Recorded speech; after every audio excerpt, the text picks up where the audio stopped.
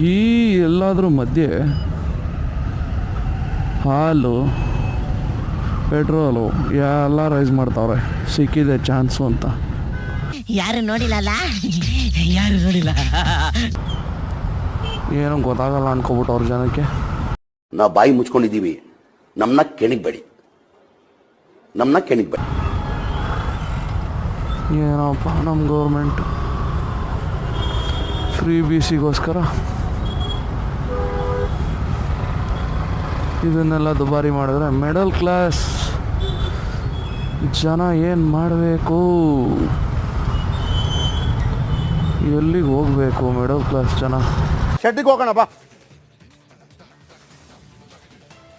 ಶೆಡ್ಡಲ್ಲಿ ಕುಂಟಾಬಿಲ್ಲ ಆಡೋಣ ಬಾ. ಅಥವಾ ಬಡವರೇ ಆಗಲಿ, ಈ ಕಡೆಯಿಂದ ಕೊಡೋದು ಆ ಕಡೆಯಿಂದ ಕಿತ್ಕೊಳ್ಳೋದು. ಏನಪ್ಪ